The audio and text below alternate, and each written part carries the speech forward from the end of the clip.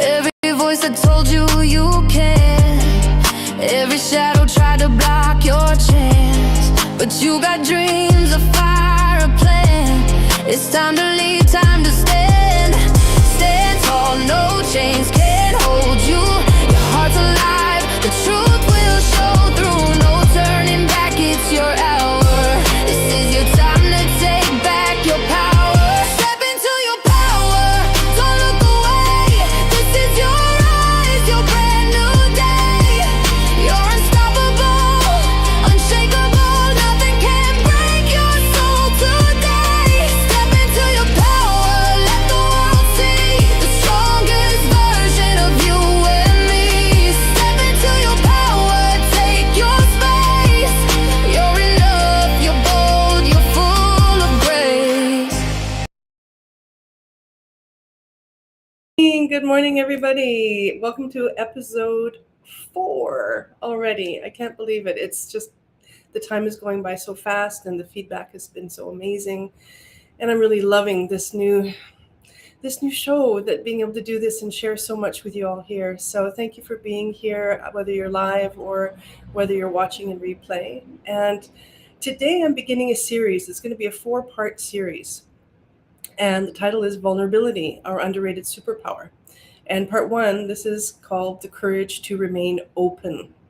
So last week, if you remember, we explored why it's so hard to change. And I briefly mentioned vulnerability as one of the things that keeps us safe in the familiar of our life. And so today, in the next 4 episodes, I'm going to go deeper into it, like I promised in the last show. I said, okay, next week's going to be about vulnerability. And so this is what we're going to go into today. And what I'd like to introduce is a whole different way of understanding vulnerability. We tend to believe that vulnerability means weakness, exposure, putting ourselves in harm's way, or that, like a typical thing in relationships, particularly, though vulnerability is not applying just to relationship, but one thing that is a very common comment that you might relate to is, I'm not opening again, it hurt too much, right? And so there's this idea that vulnerability has to do with another person or a situation, but it's really about being vulnerable and open in ourselves. That's the shift I'd like to invite. The moment that we become vulnerable in our own self with ourself, we let ourselves engage life, that's when we come alive. So for me, vulnerability is the foundational condition to feel fully alive, right? And I'm giving myself the gift of vulnerability. I'm not giving it to somebody else. I am creating the space that I'm open to encounter life differently. Life itself is movement, change, uncertainty, discovery, relationship, creation, destruction. All of this is a part of life, and we're never going to escape it. It's not going to change. Duality is a part of life as well. So wouldn't it be better to just find a way to navigate that we can keep our heart and soul intact while encountering the harshness sometimes of the world alongside the beauty of it? So we can't completely control what happens when we open. And that's what vulnerability is really about. It's our willingness to remain open enough to meet life as it actually arrives, as it actually is, versus with the filters of our conclusions that we have from past experiences or things we've seen or heard somewhere, right? So vulnerability exists in so many levels of our life, and it's almost an invisible incognito force that we don't realize is there. So I'm going to share some of the ways that vulnerability is in our life every single day. We encounter it, and sometimes we just move with it because we got to move, and other times we have resistance with it. So vulnerability is anytime we're starting something new, when we're going to be a beginner again, when we're making art and we're letting our creations be seen, or me being here on the podcast. This is the living example of vulnerability, putting oneself out in the world, right? Following a calling, even if the world is telling you no, right? Even if everybody in your family says, no, that doesn't make sense, but you have that calling, you're going to be vulnerable to let yourself explore it. Stepping into leadership, changing your mind, allowing yourself to have new thoughts, admitting you don't know, asking for help, saying I was wrong, apologizing, and also being open to receive a sincere apology and have your own inner dynamic change and open again. because of the sincerity. Those are all moments of vulnerability. Setting a boundary as well, saying no, having the difficult conversation, loving someone, loving ourselves even, giving ourselves permission to be, right? To, even if it's against the grain, where, some of us might be an underdog. I know I was all my life. I was always a different thinker. I was always on a different path. And, life surely came my way and tried to steer me off it. But my heart and my soul just knew there's more. And so I stayed true. I entered the vulnerability of that. And I think that's a big part of what helped me get through, is I remained open for other possibilities.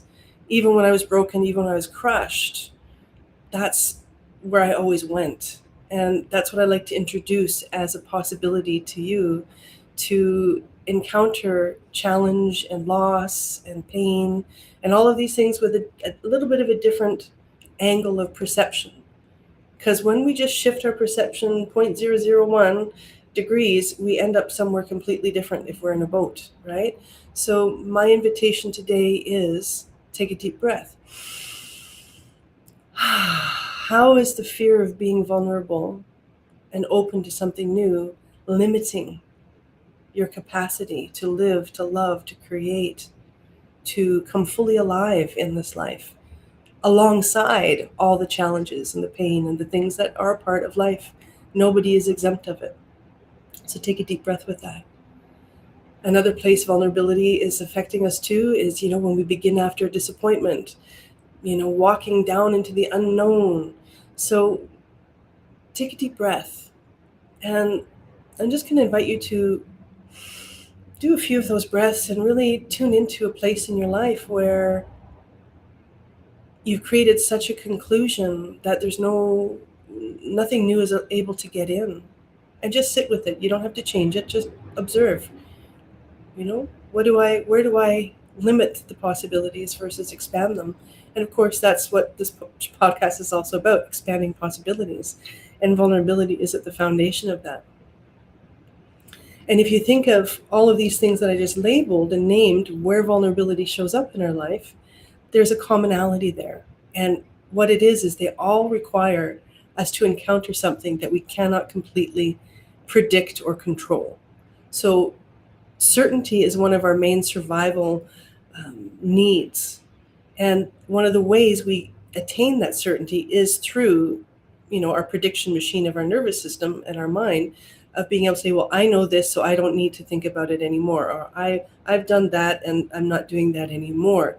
And through those limiting filters, we think we're predicting and controlling and safe in that predicting and controlling and certainty, but we're actually not. We're limiting our life. So real vulnerability is like being wide open and saying, okay, I don't know how someone will respond. We don't know whether the creation that we have in our mind and our vision will actually be able to flourish and come to life, right? We don't know what we'll discover about ourselves when we take that step, when we take that new job, when we do something that we've never done before. But that's exactly where the juice of life is. It's in that friction between the known, the unknown, and the known. Between, predicting and controlling and then letting go into life. Not recklessly, but being open to the possibility of something more than what we currently see or understand. So if I require total certainty before I participate, I can only keep choosing from what I already know. And so that's just going to keep me in the self-prophecy loop of reconfirming my experience and my observations again and again and again, right? So when I'm in that loop, then there's no new information, there's no discovery, there's no possibility, and there's no real change. And the thing is the majority of us, we want change, but we don't see how we're kind of getting in the way of that change by staying locked down in our perceptions and filters that were created from the past. Because as long as we're viewing through those filters, we're not really fully here in the moment. And if I'm not here fully in the moment, then I can't meet what is for what it is. and I can't meet myself for what's really inside of me. And if I can't do that, then it's like my own virtual reality. I'm just reliving my own story again and again and again. And I've been there. So I'm sharing everything that I share here because these are things that I witnessed and I encountered in myself and that I grew and I moved through. And I just want to share that it's possible to grow beyond the locked circuits. I call it closed circuit stories and closed circuit thinking, right? And there's an important distinction here. Vulnerability does not mean exposure, right? That's not what I'm talking about here. It isn't telling everybody everything. It's not just, here I am in the world. It isn't trusting everybody. It isn't abandoning boundaries. It isn't staying somewhere where it's harmful or where you're not happy. And it isn't reckless. That's not vulnerability. Sometimes vulnerability means opening, and sometimes it means saying no. Sometimes it means staying, and sometimes leaving. Sometimes speaking, sometimes listening. Sometimes admitting I simply don't know. And in that sense, vulnerability, in my interpretation, in my understanding, it's the openness with relationship to life with my whole self intact. So I am present through the whole thing. I'm not abandoning myself in my vulnerability. I am allowing myself to be open to something new that I don't yet know, that I don't yet see, and open to let new information come in and change me, to bring me closer to a direction of the wholeness and the happiness and the fulfillment that I'm actually longing for, right? So it's an openness to the truth of life while remaining in relationship with ourselves. That's how I understand vulnerability. So take a deep breath and just let that land. I'm going to repeat that again. It is the openness of truth and life while remaining in relationship with ourselves. And again, if you remember, the whole arc since the beginning of this series is relationship to self, relationship to life. In episode 1, I'm sharing how relationship is absolutely everything. And it's the disconnect from relationship with self, with others, with life, with the different aspects of life within us that creates the most friction and for the possibility of growth. But if we don't grow, then it creates the suffering. And it creates the endless cycles that, of waking up at 3 a.m. and worrying and crying and been there, done that, right? But we have to come to a point where if we want change, because nobody has to do anything, but if we're wanting change, then we need to come to a point where we're willing to lay down what we think we know and be vulnerable to invite something new in that can expand our awareness and our understanding towards greater wholeness and greater capacity to navigate the terrains of life, which are tough. It's not easy to be in this world. It's a world of beauty and it's a world of destruction and challenge.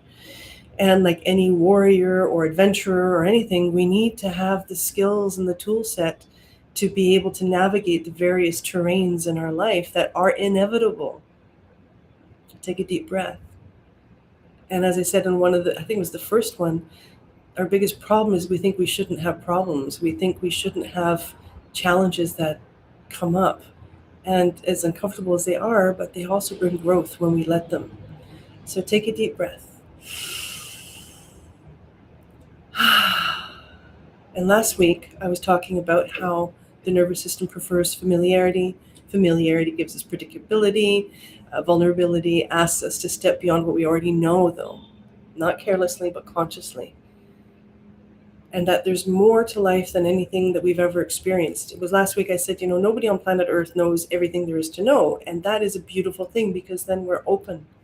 Then we know that I don't know everything there is to know. And if I know that my nervous system is a prediction machine, that I know that I'm quite often repeating the same 60,000 thoughts a day, every day. And if I'm doing that, then I'm hardwiring my nervous system. And my reticular activating system, that's the part of us that can identify the things we focus on more, then we're just strengthening that. And then we're just reaffirming our beliefs to ourselves again and again and again. And we wonder why we're unhappy.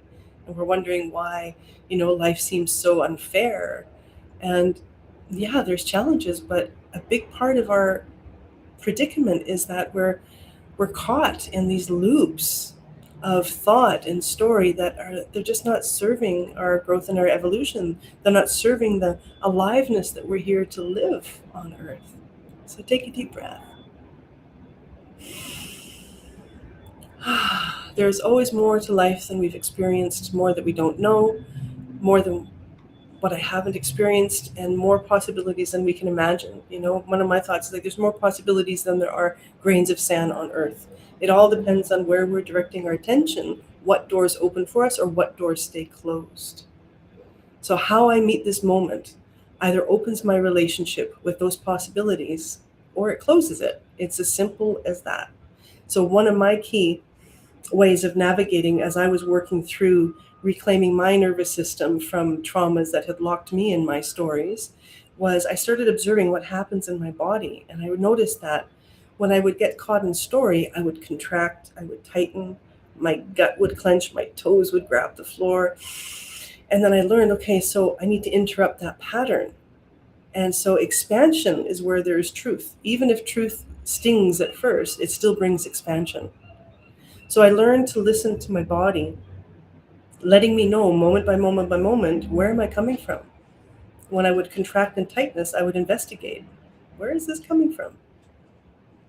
Is there really a danger or a threat here? Is this my story? And how can I open my story? Right? So we're building a relationship with possibilities, the possibilities to grow beyond where we are. And vulnerability is also refusing to make what I already know the boundary of what's possible. So I'm not making a conclusion. Sorry, I'm getting dry. I'm not going to live in a conclusion of my life. I'm going to live in the openness for what is waiting for me to discover within me. And just a few moments ago, I was talking about the closed circuit thinking. And this is what we all get caught in, to be predictable, to be certain, to stay safe. Something happens, we interpret it. We immediately qualify it. We immediately put a label and a story on it. And it's always going to be related to the past. And that's an important thing to realize. Every thought we have, it's related to something we've already experienced. It's not related to the unknown, right? And we interpret it. And then we conclude from that interpretation. I tried that, it didn't work. I was rejected, something's wrong with me. Being me is not safe. I failed, so I'm not capable. I trusted and I got hurt, trust isn't safe. This is just who I am. That's a comment that everybody says, and I used to say it too, but it's not, because you became who you are because of experiences of your past. And if who you are is creating an environment that makes you unhappy, then it's important to investigate that and see, well, okay, I'm not just who I am. I became who I am because of something. So let me get curious and find out what happened to me. Where did I lose a part of my spark? When did I stop trusting? When did I stop feeling fully alive? When did I stop singing, dancing, enjoying, celebrating life? Because we all did at one point. And like I said in another show, life happens and then we tend to close. But then we have these moments where our joy does arise, right? With dancing to our favorite song, being with our loved ones, things like that. That part of us is still alive in us, but it's just layered with all of these stories. And it doesn't diminish the impact of those stories, but to live a life fully alive, we can't live from story. We need to live in the moment. We need to have the vulnerability and willingness to feel the aliveness of the moment, not the certainty of our conclusions. Because as long as I'm living in the certainty of my conclusions, I'm not really living anymore. It's like a plant being tied off, and it doesn't receive all the nutrients from the earth anymore. It's still getting a little bit, but it's not getting the full flow, right? So take a deep breath with that. And see if any of those relate to you. Have you said those any time in your life? And you most likely have, because most of us have. And I'm going to invite you to suspend those beliefs just for a moment. Take a deep breath. Because our conclusion becomes our filter. And again, if we're looking through the filter of our conclusions, we're not seeing life. We're not seeing what truly is. We're not even seeing the person in front of us for who they truly are. We're seeing all the stories in between, like, here's my hand, these are my stories, and I'm only able to see these little parts really of the person. Otherwise, I'm just looking at my hand, I'm looking at my story. And that's not how we can, function and build a healthy life within our own self or with the world around us. So it's important to understand that once we've concluded that what something means, we stop observing what else may be true. And see where you can see that. Because you've concluded something, you don't ask any more questions about it. You just like, that's just that. And observation is also a frequency of aliveness, where we are present to, all that, the matrix energy, to tap in and tune in to what is actually present here in this moment. Because when we're in those conclusions, we're not present in the moment, and our vulnerability, when we let it come back online, it does something remarkable. It reopens the circuit. So then we're no longer looping. It creates a new pathway. And it's not about being naive. It's about curiosity. We do it curiously. And for me, one day when I was talking about this with someone, this beautiful metaphor came to me, and it's like vulnerability and curiosity. They're doing a swing dance together, right? That's the movement, right? They go hand in hand. It's the swing dance of our soul, is what I called it. When they're working together, there's aliveness, there's dynamism, right? And what's happening when there's when we're dancing with a partner is we're learning to listen to that invisible force that's creating the movement of togetherness. And I spent almost 11 years studying a form of dance, contact improv, with martial arts, Aikido, Tai Chi, and Feldenkrais, that was all about learning relationship through movement and dance to connect to that field where we meet.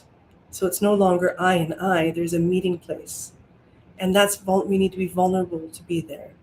Because if I go into a dance and I'm thinking I know the steps and my partner's having another step, and then we're both sort of trying to teach each other our steps versus meeting how can our steps work together, then we're not going to meet, and it's going to be a struggling dance, right? So take a deep breath with that. So vulnerability says, I don't know what's happening next, but I'm willing to remain open. I'm willing to be fluid in my nature, to listen and adapt and move in accordance to what is moving in the field and in my body and in life in this moment authentically, not the movements of my stories that keep me stepping on my partner's toes, right? So curiosity answers the vulnerability with, I don't know, let's find out, right? And that's the dance. Right? I don't know what's going to happen next is vulnerability. And then curiosity is, okay, I don't either, but let's go find out. Let's meet the moment. It's one of my favorite statements that I use all the time is, let's meet the moment, right? And that is the dance. Vulnerability creates the opening, and curiosity creates the movement. And vulnerability loosens our grip on what we think we already know. And curiosity then is able to turn what we don't know and to ask, what else is there? What haven't I seen? What might life be showing me that I've got the blinders on to, that maybe I can remove those blinders and see a little bit more of what's in this room. What else could be possible? What other interpretations exist? What other meanings exist that can actually bring me through this experience with greater ease and grace rather than keep me stuck in it? And just like in the swing dancing, neither is in complete control of the dance. There's listening, there's responding, there's movement, there's surprise, and there's a bit of risk, always. But there's that expression I heard years ago, the universe always rewards the risk takers. And I was talking to this with my husband the other day, and reflecting on that statement a little bit more, I was thinking, yeah, that makes sense, because when we're in a closed circuit, there's no new life. But the moment we take a risk to stretch outside of the known, it creates an activation in the universe, call it the universal field. It creates a ripple, and that ripple brings something new back. And that's the reward.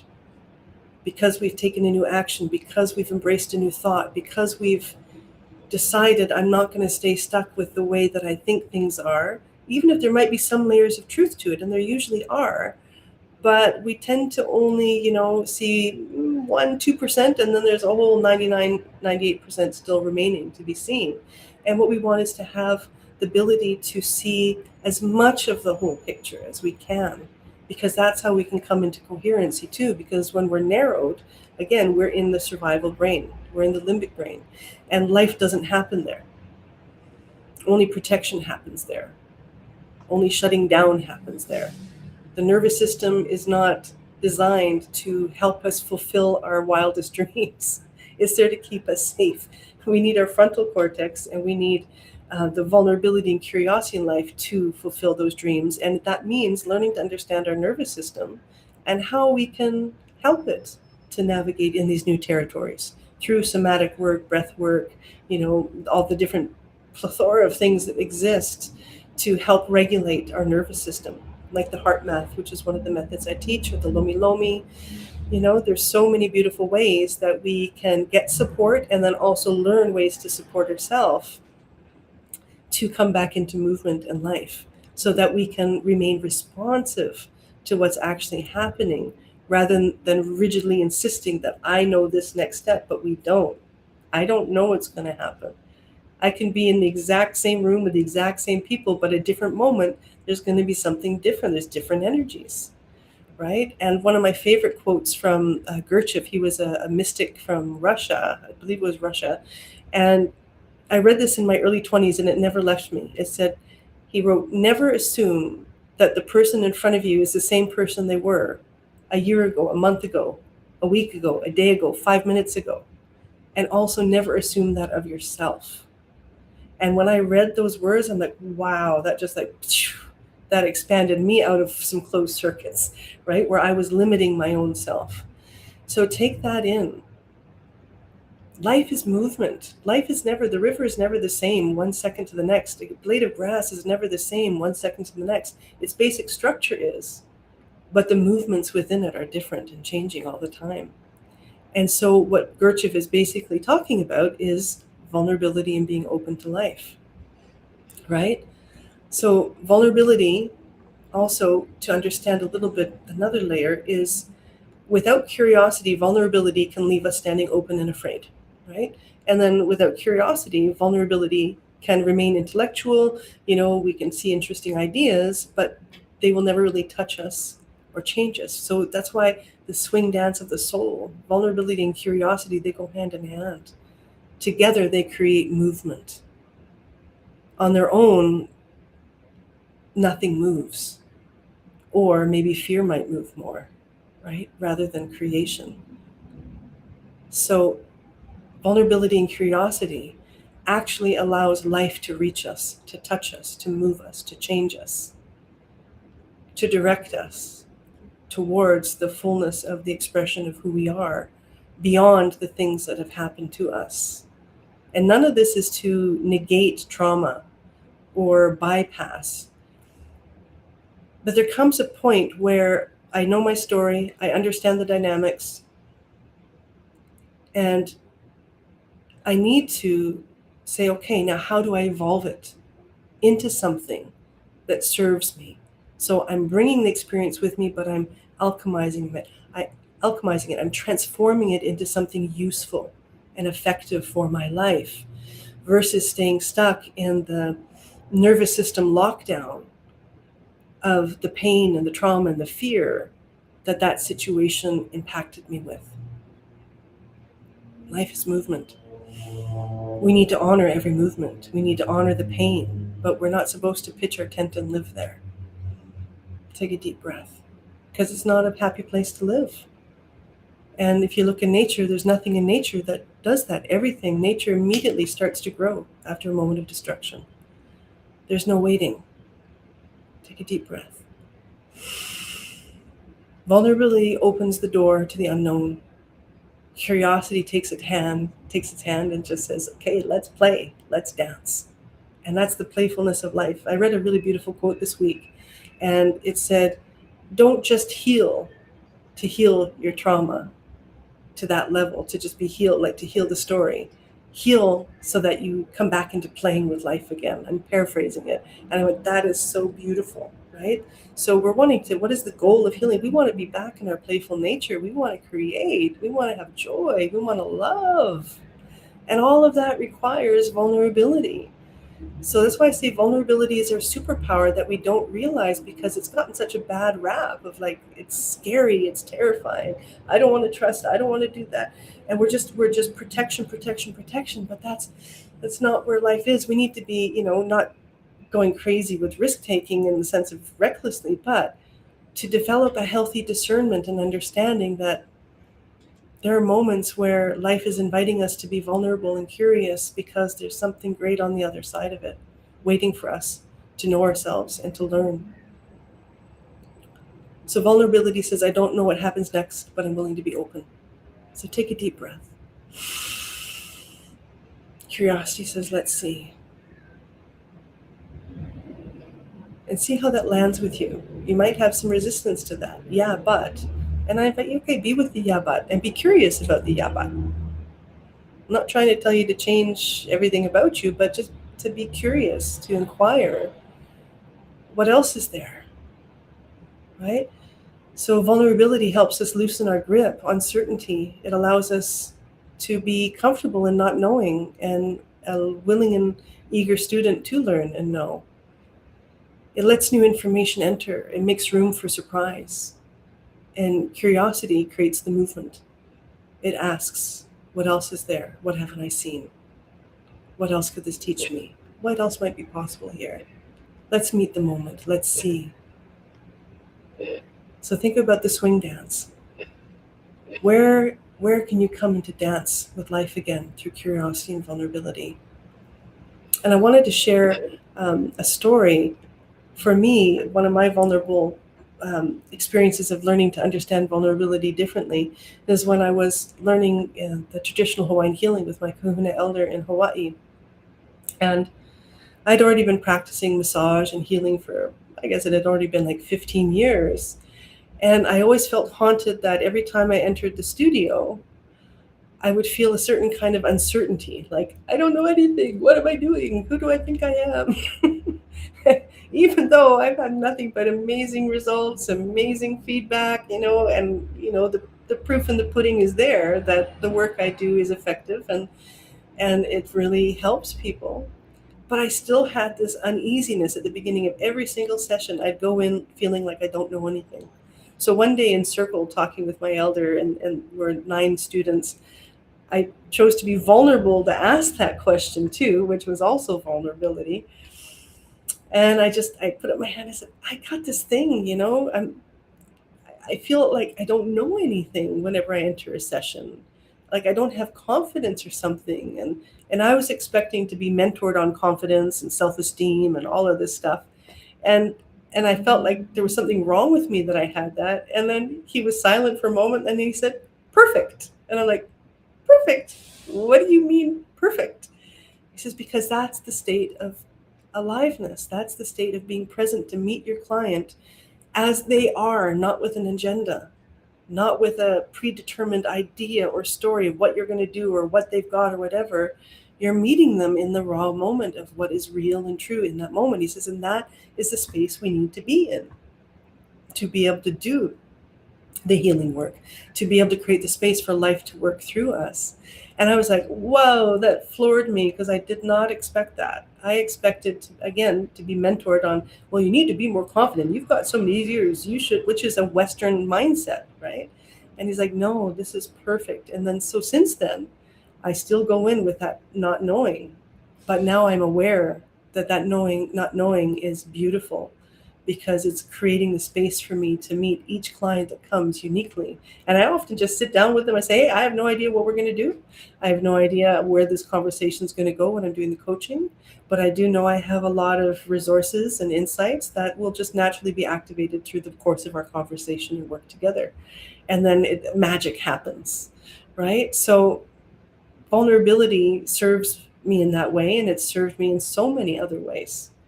So take a deep breath with that. And what does that activate in you as a reflection of where you might be having self-doubt somewhere, even about your own gifts or your capacity. And maybe it's not about a lack of confidence at all. Maybe it's just, the state you need to be in order to really show up fully for whatever it is you're doing, to show up fully for your dreams, to show up fully for the work you're doing, to show up fully for your partner, to show up fully for your child,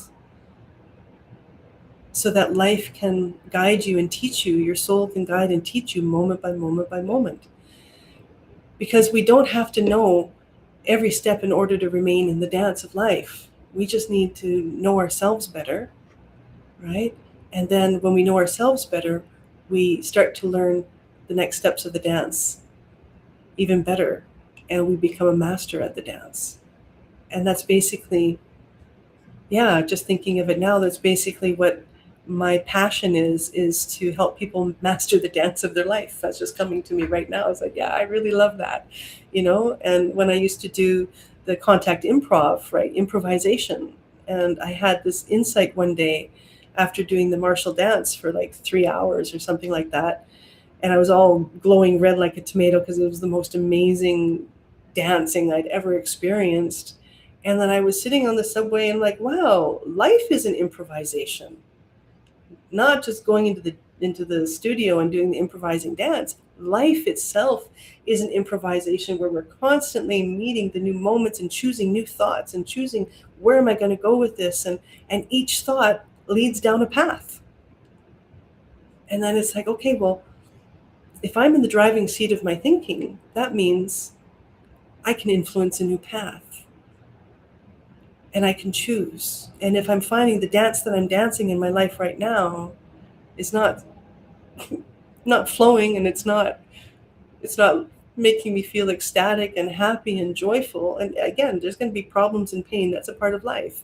But doesn't mean we can't still have ecstasy, joy, passion, love in our everyday moments. If we live like life is an improv, that's what makes that probable and possible. So take a deep breath with that.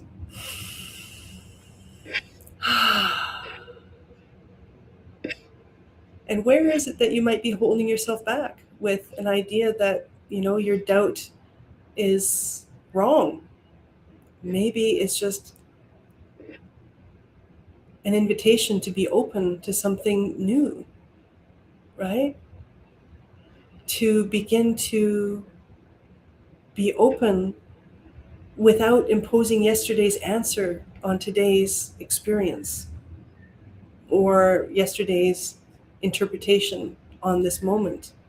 So you can be available, you can be listening, you can be present, and you can be receptive to your own soul and to the moment that you're living in this moment. And then you can actually meet what's there. And then realize that it's never been a lack of mastery. It's just a part of the mastery process, and it's a part of the mystery. We've sort of erased the welcoming of the mystery. We want to know everything. And it's not possible. We won't know everything.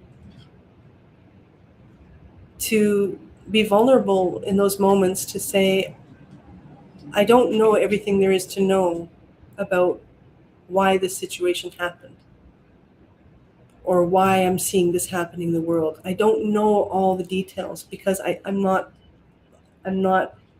God. I'm not the one that can see everything at all times.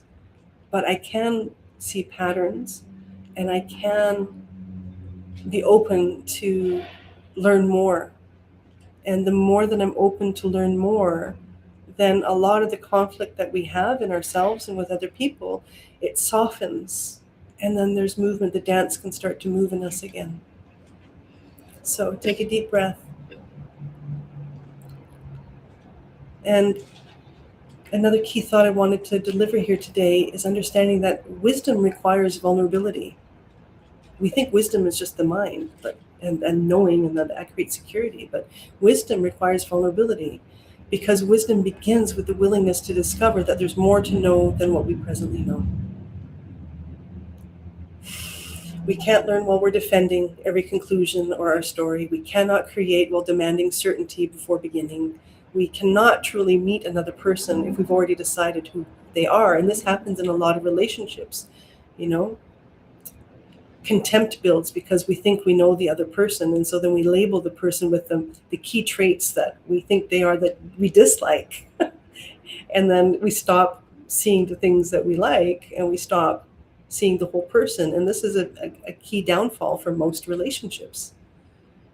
We just stop seeing rightly.